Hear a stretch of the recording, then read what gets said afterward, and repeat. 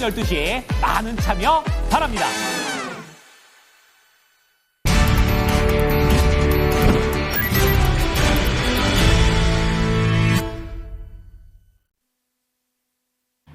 월요일장 준비 두 분과 함께 하겠습니다. 토마토 투자클럽 김민준 전문가, 알파경제 김종일 이사입니다. 안녕하세요. 네, 안녕하십니까. 예. 오늘 이번 주 첫 번째 거래를 앞두고서 마음이 좀 무겁습니다. 왜냐면은요, 다소 좀 악재성 뉴스들이 많은데 첫 번째 이슈에서 다뤄보겠습니다. 지난주 마지막 거래일 뉴욕 증시가 2% 안팎의 비교적 큰 폭의 하락이 있었습니다. 이유가 하나면 괜찮을 텐데요. 상당히 많습니다. 미국의 경기 침체에 대한 우려 있고요. 거기에다가 지금 뭐 코인 시장에서 해킹이 됐다 뭐 이런 내용들, 그리고 또 중국에서 코로나보다 더 강력한 바이러스가 발견됐다 등등의 루머인지 사실인지 알 수 없는 그런 내용들이 동시다발적으로 발생했던 지난 주말이었습니다. 그렇다면 우리 증시는 괜찮을 것인지, 먼저 미국 증시 급락 배경에 대해서도 그래서 좀 의견이 분분한 것 같아요. 하나씩 짚어볼게요. 그러면 김 이사님 먼저 알려주세요. 네, 일단 시장의 가장 중요한 포인트는 과연 이 상황이 왜 일어났는지에 대한 명확한 판단이 저는 중요하다고 보고 있는데요. 뭐 일단 경제지표 둔화에 관련된 흐름도 있겠지만 조금 더 중요한 것은 지금까지 미국 시장을 지난 10년간 끌어온 핵심에는 어쨌든 M7이 있습니다. 그렇죠. 뭐 오르고 내리고의 반복도 있었고 어떤 종목은 급하게 올라가고 늦게 올라가는 적도 있었고 또 뭐 수익률이 갈라지는 적도 있었습니다만 어쨌든 이 M7이라고 하는 덩치 큰 7종목군들이 미국 시장을 끌고 왔다는데 이견이 있으실 분은 없을 겁니다. 그다음에 최근에 올라가고 있는 가장 뭐 화두가 되었던 팔란티어 같은 종목도 결국은 AI라고 하는 화두가 M7이 AI를 중심축으로 가다 보니 그에 붙고 있는 소프트웨어 서비스 종목군들이 대거 또 상승하는 흐름을 보여주었고요. 그와 관련돼서 전력 인프라가 올랐고요. 그러니까 우리 시장에도 꽤 많은 영향을 미쳤지만 미국 시장에서도 이 M7을 구성하는 종목군들과 연관되어 있는 종목군들을 빼면 과연 미국 시장에 존재했는가에 대한 의문이 던져지는 거죠. 그래서 이 공고한 어떤 이 M7의 그 흐름은 깨지지 않을 거다라고 봤는데 최근 주식시장에서 누가 가장 핫하게 오르고 있는가를 보면 왜 떨어지고 있는가가 답이 나오는 거죠. 알리바바를 포함한 소위 이제 중국의 빅테크 기업들이 급등하고 있지 않습니까?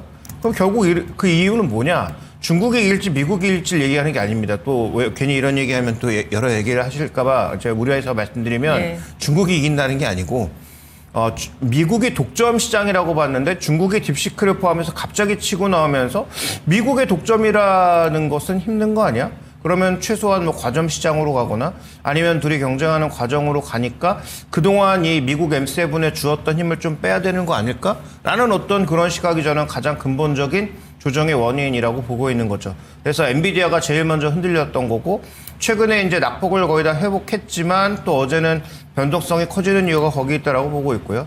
그다음에 미국의 뭐 지표가 악화됐다라고 하는데 이 지표의 악화된 부분의 상당 부분은 지금 서부 산불과 더불어서 동부에 나타난 이상 저온 현상 이 두 가지가 꽤 작용을 하고 있는 거 아니겠습니까? 그래서 실제적으로 정말 소비 지표가 극도로 악화되어 있는지를 보려면 아마도 이제 봄쯤에 날씨가 풀렸을 때도 전반적인 소비가 계속 악화일로로 간다면 그건 정말 문제겠죠. 근데 지금은 서부의 산불과 그다음에 동부의 이상저온 현상 두 가지가 겹쳐진 효과라고 본다면 저는 뭐 기술적인 어떤 그 지표상의 흐름보다는 이런 이상기온에 따른 그런 흐름으로 지금 여러 가지 지표들, 소비 지표들을 좀 봐야 된다 이렇게 좀 판단하고 있습니다. 네, 그래서 미국 쪽에서 흔들리는 배경에 대해 기술주들의 최근 약세 움직임 이런 부분들이 좀 크게 보고 계시는 것 같은데 김민 전문가님 의견은 어떠세요? 일단 뭐 저는 예상된 뭐 계속 조정 말씀을 좀 드렸었고요. 제가 생각하는 것보다 사실 단기간에 더 급하게 갔던 것 같습니다. 미국 증시는 뭐 다행히 고점갱신까지는 안 됐던 모습이고요. 나스닥 뭐 현물 기준으로 좀 말씀을 드려야 될 것 같고 현물 기준으로 이제 2200포인트가 나스닥의 고점 기준이었는데 사실상 뭐 거길 넘어가지는 못했죠. 뭐 넘어가는 그 선물 기준으로 좀 보시게 되면 이제 걱정들이 있었지만 뭐 사실상 현물은 따라가지 못했는데 국내 증시도 마찬가지입니다. 저는 단기 반등세를 본 게 뭐 최대치로 2650선까지 봤거든요. 제가 원하는 선보다 훌쩍 넘어갔고 선물 연결 기준으로도 350을 넘어가는 모습이었거든요. 그날 아직도 방송이 기억나는데 이사님도 그때 그런 말씀을 하셨고 좀 너무 가파르게 가지 않느냐. 상당히 뭐 조단위 매수 계약이 선물들이 들어오면서 막 들어왔는데 이제 미국 시장가에 오늘 이런 질문지들이 나온 이유가 연동 관계겠죠, 결국은. 급락에 따른 국내 시장의 커플링이 조금 우려되는 모습, 그리고 내용이 좀 안 좋았다는 부분인데, 저는 일단 미국 시장의 소비에 관해서는 대중공개 자료와는 전혀 다른 평가를 좀 하고 있거든요. 보여지는 대중공개 자료 안에 이면이 좀 있다라는 주장을 계속 해오고 있는 쪽이고, 뭐 근거는 최근에 이제 뭐 나온 이슈로 좀 말씀을 드리면 소비 둔화 우려다, 이게 가장 큰 것 같고요. 지난주에 이제 월마트가 불씨를 좀 붙였죠. 야, 이거 열어보니 월마트 왜 이러느냐. 근데 실제 가이던스 뭐 실적 그렇게 나쁘지 않았거든요. 솔직히 말씀드려서 이 실적이 나쁜 것인가, 갖다 붙인 것인가, 이렇게 좀 질문지를 던져보면 갖다 붙인 것이다 좀 평가를 해야 될 것 같고. 네. 사실 뭐 코스트코나 타킷 이런 종목들도 상당히 내수는 안 좋았어요. 그리고 이제 경기 이 둔화 시그널인데요. 경기 둔화 신호로 이 매크로 변수를 지금 측정해가지고 읽고 있단 말이죠. 그리고 이제 정책 불확실성, 관세 정책에 대한 불확실성이 뭐 이제 유효 만료 기간이라고 좀 지칭하겠습니다. 4월 2일까지 유효 만료 기간을 줬으나 지금 거기까지 유효 기간을 주면서 너네들의 답을 들어보고 싶다, 이런 평인 거잖아요. 내가 원하는 카드를 갖고 오면서 내가 원하는 협상의 기로로 갈 수 있느냐, 이런 부분들이 지금 좀 반영되고 있는데, 이때 나온 매크로들이 고용이나 실업수당이나 경기 선행지수가 부진해 버리니까 이제 불에 기름을 탁 부어버린 꼴이죠. 계속적으로 저희가 말씀드렸던 부분이 뭐 관세 정책에 대한 불확실성이 원래 시장에서 가장 싫어하는 쪽인데, 이 불확실성으로 가지 않고 뭔가 증시가 계속 상승 랠리로 가는 건 좀 불편했다. 뭐 국내 증시야 여러분들 미리 떨어졌으니까 그렇다 치더라도 미국 증시에 관해서는 좀 불편함이 있었거든요. 그래서 고수분들에게 계속 말씀드린 게, 살다 보니 국내 증시를 주도적으로 봐야 될 때도 있다. 이런 경우가 여러분들 거의 오지 않을 것 같아요. 어찌됐건 성공한 전략으로 갔고, 이렇다 보니까 이어지는 결과물이 연준의 불확실성이죠. 저는 이 부분에 관해서 따끔하게 좀 비판을 하고 싶은 게, 소셜 포지션이 상당히 높은 사회적 지위가 있는 쪽인데, 뭐 지난주에도 우리가 이야기를 했습니다마는 연준의 경기가 일주일도 못 가요. 골디락스라 그랬다가 스태그플레이션이라 그랬다가, 이러한 부분들이 계속적으로 불확실성의 시장을 유발시킨다 보여지고 있고, 이 트럼프의 관세 꽃놀이패, 저는 이렇게 지칭했거든요. 이것도 이제는 불확실성으로 받아들여지고 있다.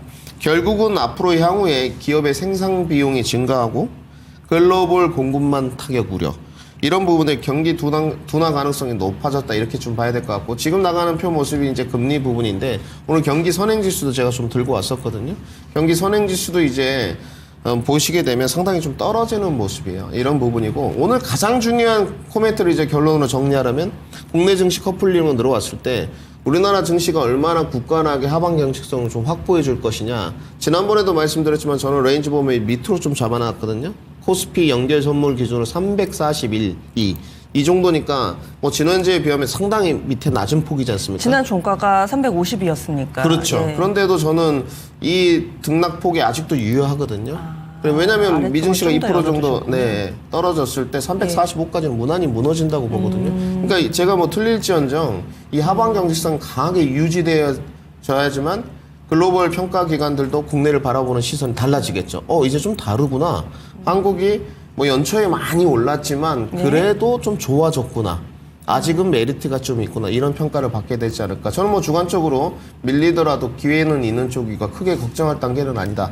단지 단기적으로 오늘 조정은 좀 불가피하다. 이렇게 정리해드리겠습니다. 그러면 이 부분에 대해서 김 회사님도 의견 여쭤볼게요. 오늘 우리 증시 어떨까요? 미국이 많이 밀려가지고. 일단 뭐 우리 증시도 시가는 좀 밀려서 출발할 가능성이 높지만, 최근 우리 증시의 반등을 견인하고 있는 것은 그나마 다행인 것이, 외국인이 견인했다가 뭐 미국 증시 빠지는 걸 보고 뭐 하루 만에 팔면 굉장히 흔들림이 커질 수 있는데, 최근 그 매수의 기조는 기관이 이어가고 있다라는 거죠. 특히 연기금이 벌써 뭐 한 달 넘게, 거의 뭐 2달 가까이 매수를 하고 있는 것으로 보이고 있고, 이들의 또 주력 업종 매수가 실제로 지수 관련주들을 꽤 매수하고 있는 것으로 보여서, 외국인들의 최근 현물 수급은 그렇게 좋지 않음에도 불구하고 뭐 매도는 멈췄지만 강력한 매수라고 볼 수는 없죠. 그래서 외국인 수급이 제한적임에도 불구하고 우리 시장 스스로 일단 비교적 강해지고 있는 것은 분명히 뭐 방어 요인이라고 볼 수가 있는데, 최근에 이제 외국인 선물로 인해 상승한 부분이 있으니까, 오늘 외국인 뭐 선물을 매도를 많이 하면 프로그램 쪽에서는 매도가 나올 것이라서, 그러면 뭐 일부 대형주 쪽에는 조정이 좀 있을 것으로 보이고, 특히 이제 엔비디아에 민감하게 움직이는 종목군들이 조정을 받는다면 지수도 일정 부분 뭐 조정을 받을 수 있는데 최근 우리 시장의 견조한 모습이 왜 나타나고 있는지 저는 판단하고 있냐면 예를 들어서 조선방산 로봇이 초반에 치고 나갈 때 반도체 이런 것들은 움직이지 않았단 말이죠. 근데 이런 것들이 조정을 받을 때 또 반도체가 받쳐주면서 시장의 어떤 견인차 역할을 하더니 그 다음에 또 시장이 약간 조정받을 때 진짜로 장기 소외됐던 뭐 석유화학, 철강 이런 것들이 물론 이슈는 있었지만 치고 올라오고 있단 말이죠. 그러면 우리 시장은 꽤 그래도 여러 매수주체들에 의해서 견조한 순환매가 나타나고 있는 이 두 가지 관점. 그래서 연기금을 중심으로 하는 기관의 매수가 한 축. 그 다음에 또 이슈는 있었지만 석유화학이나 철강처럼 장기 소외 업종들이 최근에 고개를 들고 있다는 곳에서 또 하나의 축.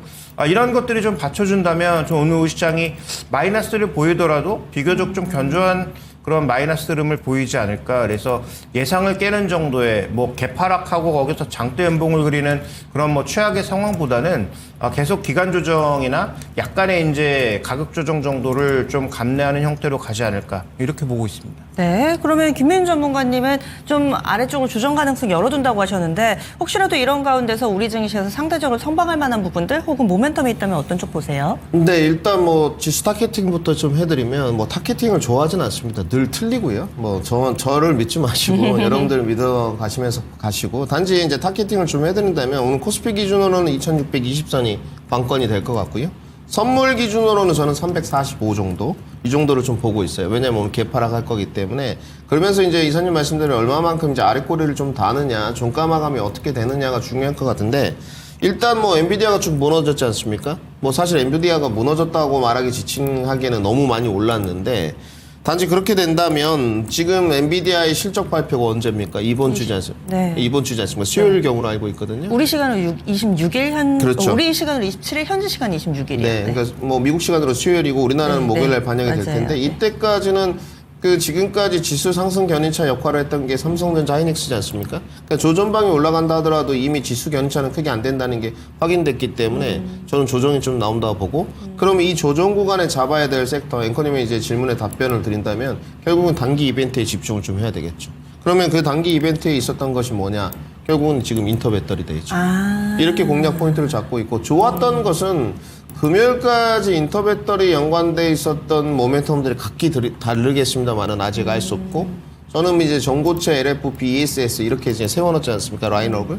근데 그러한 종목들이 반응이 크게 나왔다는 것은 좋았던 측면이고 지수가 상당히 높은 단계였기 때문에 단기 조정이 나올 수 있다는 판단이 들어서 계속적으로 좀 절반 이상은 단기 매매 쪽에서 차익 실현을 했다는 부분은 오늘 또 기회가 온다는 쪽이고요. 네. 그렇게 본다면 이제 결국은 단기 인터배터리 종목들이 오늘 견조하게 조금 버텨주는지 좀 눌린다면 월화수 정도 잡고 반도체 쪽은 이제 엔비디아 실적 발표 후를 보고 있습니다. 결국은 이제 독과점 구조는 깨질 거고요. 이제 이익 상승률이라고 봐야 되겠죠. 이익 모멘텀인데 영업 이익률이 조금 줄어들겠죠. 그리고 이제 가장 크게 보는 것이 미국 시장의 M7에 집중돼 있던 어떤 상승률과 이익률들이 낙수 효과로 갈 겁니다. 미국 시장에서도 이제 여기에 집중 포진돼 가지고 여기가 막 상승률이 30% 40%만 나왔어요. 그러면 올해는 키가 맞춰질 겁니다. 다른 섹터에 있는 쪽들도 뭐 2% 3% 전체 이렇게밖에 안 올라왔던 섹터들이 M7도 올해는 한 10%? 이쪽도 한 10% 이렇게 키 맞추기가 비슷한 동등한 선상에서 갈 거예요. 그래서 이제는 시선을 굳이 꼭 M7 쪽으로 가실 필요는 없어요. 단지 그렇다고 해서 반도체가 무너진다 이런 쪽은 아니고 엔비디아 실적 발표 후에 반도체 후 공략이 맞다면 주 후반 쪽으로 그러면서 선행적으로 잡아놨던 월화수 쪽에 다음 주 인터배터리 모멘텀을 보면서 단기로 가실 분들은 차익 실현을 하시고 중장기로 끌고 가실 분들은 조금 이제 끌고 가는 전략. 그리고 나면 다시 지수가 2550선, 2600선 하방 경직성 테스트를 한 다음 반등 구간으로 간다고 봐요. 네. 적어도 양의 모멘텀이 있으니까. 저의 지금 주단위 전략 한 2주 정도를 말씀드렸다. 이렇게 정리해드리겠습니다. 알겠습니다. 또 한 가지 오늘의 포인트는 아마 중국 증시 출발이 아닐까 생각이 되는데요. 지금 그 미국 시장의 조정 원인 중에 하나가 뭐 널리 퍼진 건 아닌데 새로운 뭐 코로나가 발견됐다 뭐 이런 그거, 얘기가 네, 궁금했어요. 중국 쪽에서 뭐 흘러나오면서 일단 그 미국 시장의 조정폭도 일정 부분 작용한 거잖아요. 네. 그러면 만약에 오늘 중국 출발했을 때 중국에서 이걸 정말 심각하게 받아들이고 최근에 뭐 중국 증시 아까 말씀드렸다시피 대표주들이 굉장히 많이 오르지 않았습니까?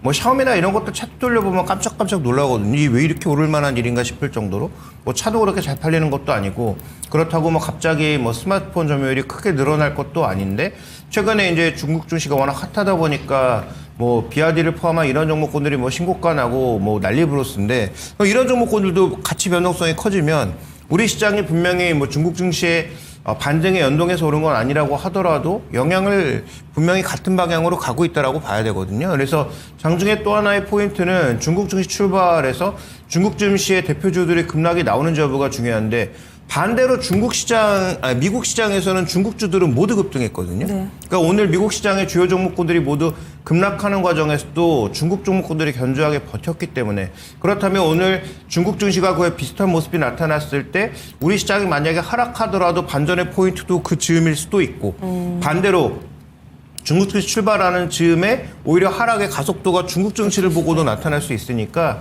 그와 관련된 민감도 정도는 오늘 또 체크해 볼 만한 포인트가 아닌가 이렇게 보고 있습니다. 네, 주말자로 아마 뉴스 다들 접하셨을 텐데요. 중국에서 뭐 신종 박쥐 바이러스다 뭐 이러면서 인간의 전염 가능성이 있다 뭐 이런 다소 좀 우려를 낳을 만한 뉴스가 등장을 했는데 이 부분 10시 30분 중국 증시 개장과 맞물려서 우리 증시의 반응 같이 좀 확인해 보시면 좋을 것 같고 또 뉴스 하나만 더 김윤주 전문가님 이 부분 좀 봐주세요.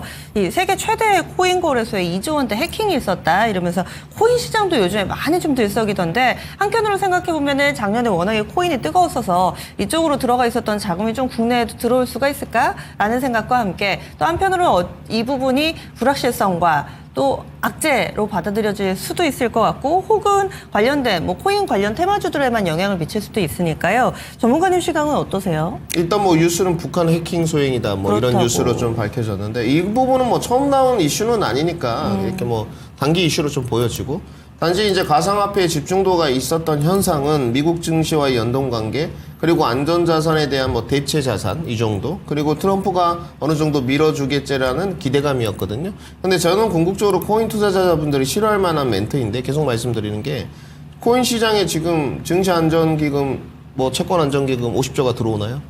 전혀 그렇지 않죠.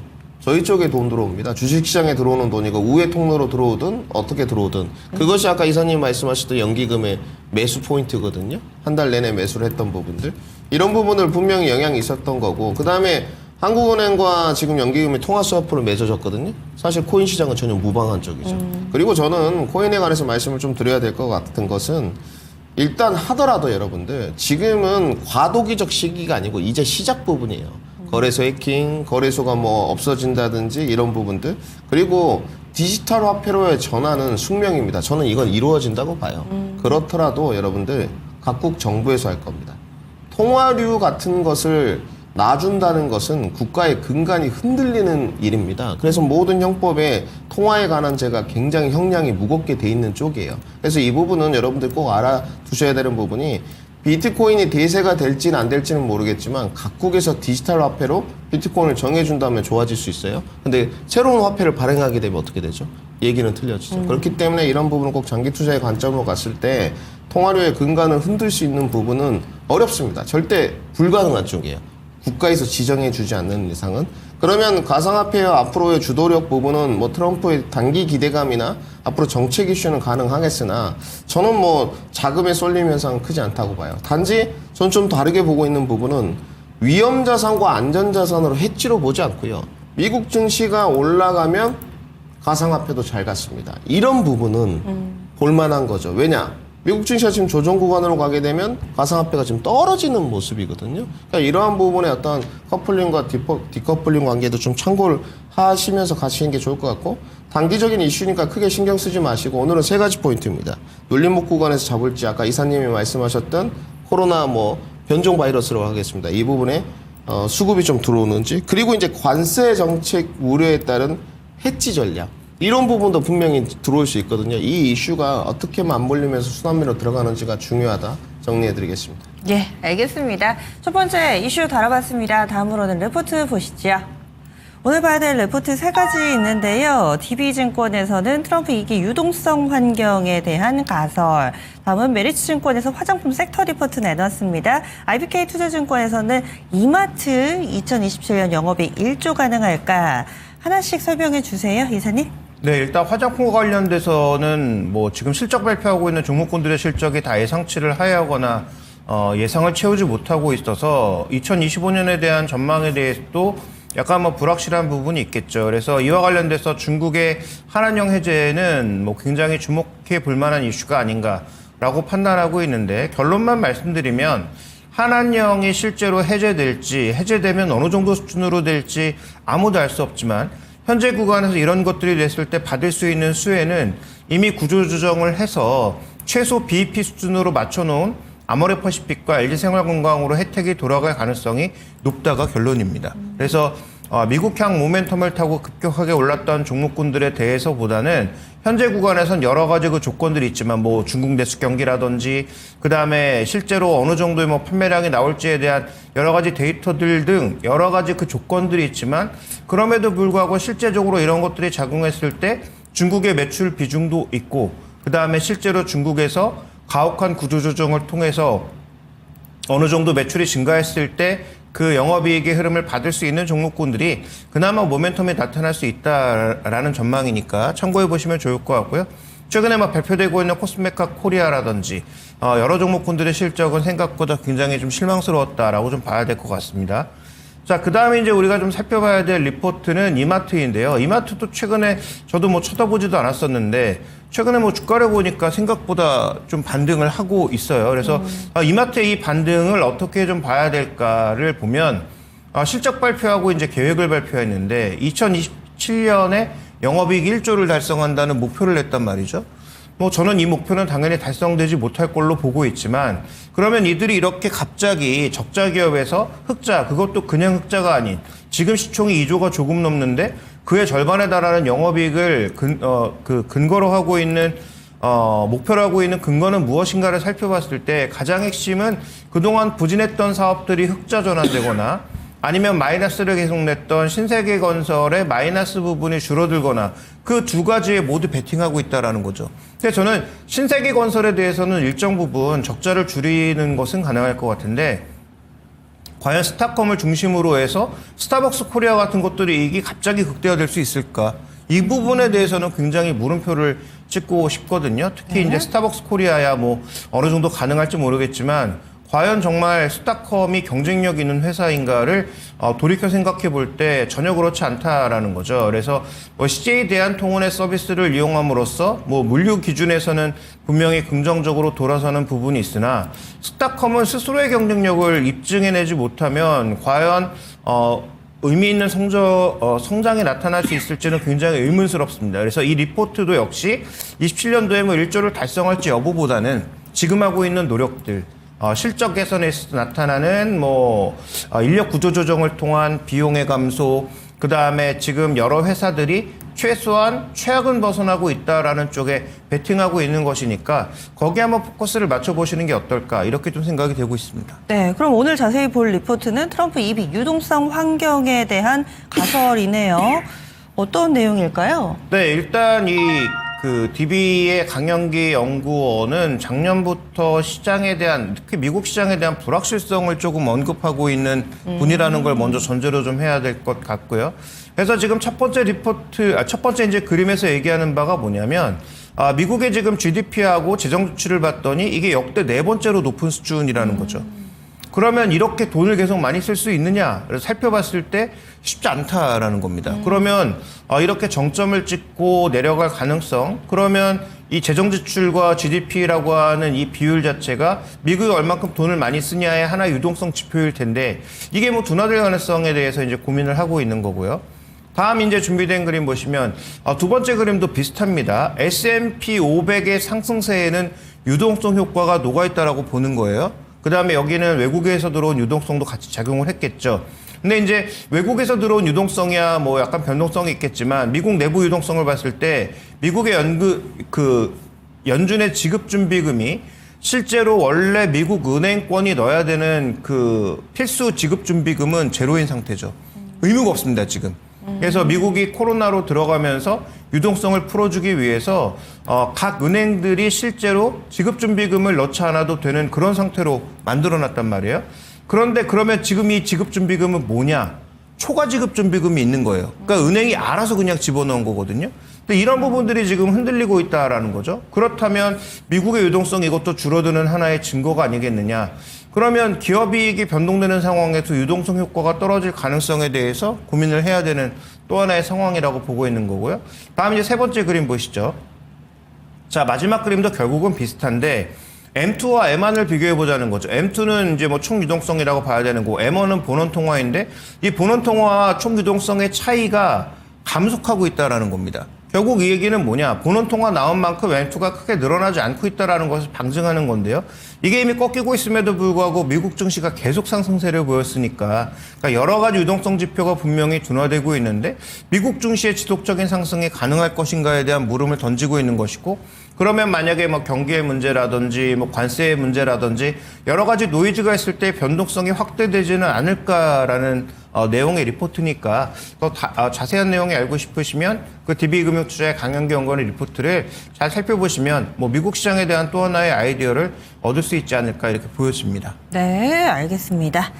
다음 빅데이터 넘어가겠습니다.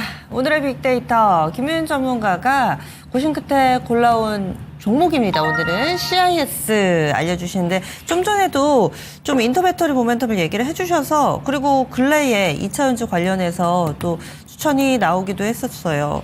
CIS 어떤 부분 보세요? 네, 오늘 원래 이제 미국 주식 추천드려야 되는 날인데요. 네. 그런 게 어디 있어요? 좋은 거 해주시면 돼요. 아닙니다. 오늘 월요일은 미국 주식으로 예. 좀 정했는데 미국 주식이 녹록지가 않았습니다. 오늘까지도 조정을 좀 보고 그렇겠네요. 있어서 예. 어찌됐건 저희가 뭐 제한된 시간에 이제 매매 쪽으로밖에 접근을 할 수 없는 쪽이니까 우리 시청자분들께서 의사결정 과정 거치셔서 뭐 저와 비슷하시다면 매매 접근을 하시고 네. 저희 빅데이터에 포착된 거는 CIS가 나온 이유가 고실적 기반으로 실적 대입을 해보면 이야기가 완전 틀려지거든요. 물론 빅데이터를 포착할 때 어떤 거래량이나 거래 대금을 필두로 여러 가지의 뭐 저희 오픈소스 코드를 대입해서 하는데 각각의 요즘 뭐 이런 것들이 많이 나오고 있어요. 그런데 저는 뭐 제게 가장 적중률이 좋다고 좀 보여지는 쪽인데 그 실적 부분을 넣었을 때는 모든 기술적 모멘텀의 반등 요소를 갖고 있는 종목들이 다 빠집니다. 그 중에서 가장 크게 빠졌던 게 수직 계열화와 양극재 단위원들이에요. 왜냐하면 실적들이 너무 안 좋지 않습니까? 그리고 최근에 변화된 흐름을 보게 되면 실적이 좋은 종목들은 어찌됐건 퍼포먼스가 뭔가 뉴스가 붙어졌을 때 더 좋아요. 뭐 금요일날 한동화성이 그랬고 최근에 PNT도 호실적을 쓰고 난 다음에 주가가 뭐 25% 정도 올랐고요. 맞아요. 뭐 38,000원에서 5만원까지 바로 갔고 최근에 뭐 CIS도 66,000원부터 올라왔습니다만은 최근에 뭐 밸류 기준으로 10배 정도밖에 되지 않거든요. 사실상 주가가 지금 좀 거래량이 좀 덜 터져서 못 간 쪽이죠. 그래서 저는 이러한 종목들은 어느 정도 주가 리레이팅이 좀 필요하다고 판단이 들고 있고 그리고 이제 가지고 있는 실적 부분에 관해서 펀더멘탈이 이상 없음을 확인했고 수주 잔고가 아직도 견조해요. 이런 쪽으로 이제 투신과 매기가 쏠릴 텐데 지금이 뭐 바닥권이지 않나 생각이 들고 있고 그러면 이제 이슈에 관해서는 자유로울 것이냐 아니면 이슈에 관해서는 호재를 좀 볼 것이냐 이 부분을 봐야 되는데 지금 어찌됐건 모멘텀 쪽으로 돌아가는 세 가지 이슈에 관해서 전고체가 상위 순번을 달려가는 것 같고요. 두 번째가 이제 LFP 쪽, 세 번째가 ESS 뭐 비슷한 쪽인 것 같거든요. 네. 결국 이제 LFP로 이야기 화두됐을 때 나올 수 있는 게 대형주는 SDI, 중소형주 딴에는 이수 스페셜티 케미컬, 한농화성 CIS란 말이죠. 국제과제 선정으로 된 기업이 CIS이기 때문에 그러니까 이런 부분들은 충분히 아직도 저가 메리트가 좀 있는 쪽이고 뭐 2차전지 PER 10배 정도의 실적 기반 종목이면 지금도 신규에서는 충분히 가능한 쪽 아니겠습니까? 그래서 오늘 좀 들고 와봤고요. 목표가나 손절가는 따로 제시하지 않고 그에 걸맞는 종목이 아닙니다. 좀 끌고 가야 되는 종목이기 때문에 작년 한 해도 좀 기대를 했던 종목인데 작년에는 뭐 퍼포먼스가 15,000원 정도밖에 못 갔어요. 네. 그 이윤즉슨 2차전지 전반적인 투심이 안 좋았지 이 종목의 실적이 안 좋았던 부분이 아니거든요. 그러니까 지금 계속 2년여에 걸쳐서 선별화가 계속 돼가고 있거든요. 뭐 2차전지야 뭐 작년에도 간다 그랬고 재작년에도 간다 그랬는데 요즘에 기술적 고개를 들고 있지 않습니까? 그래서 이제 접근 포인트를 가실 때 이런 인식들이 있어요.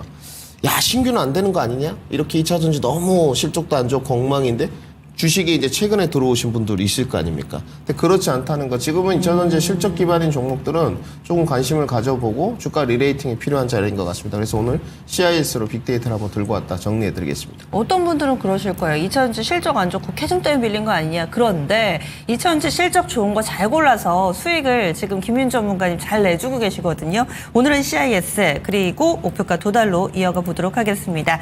대표적으로 한동관성 있습니다. 좀 전에도 살짝 언급을 해주셨는데 이 종목이 지난주 수요일에 추천했다가 금요일에 바로 목표가 도달을 했어요. 수요일, 목요일 충분히 살 기회를 줬죠. 15,800원에서 체결이 됐다가 목표가가 17,900원인데 거의 뭐 2만 원까지 급등을 했습니다. 수익률 20% 넘게 기록되고 있는 상황이고요.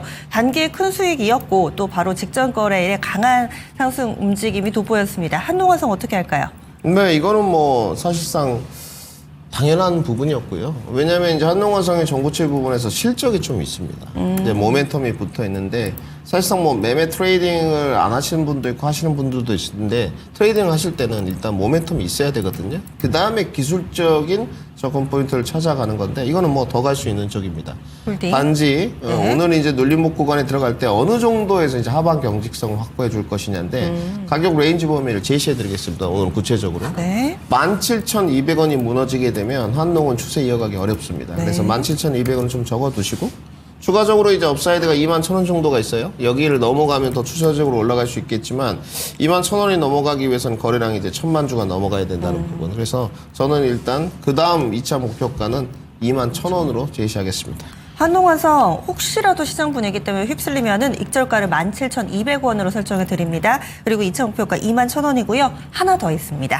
한국항공우주입니다. 이 종목은 지난 2월 첫날에 2월 첫 번째 거래일에 소개를 해주셨어요. 그때 52,500원이었고 목표 주가가 2차 목표가가 이제 도달을 했습니다. 65,000원. 지난주 중반에 도달을 했는데 저희가 시간 관계상 살짝 놓쳤어요.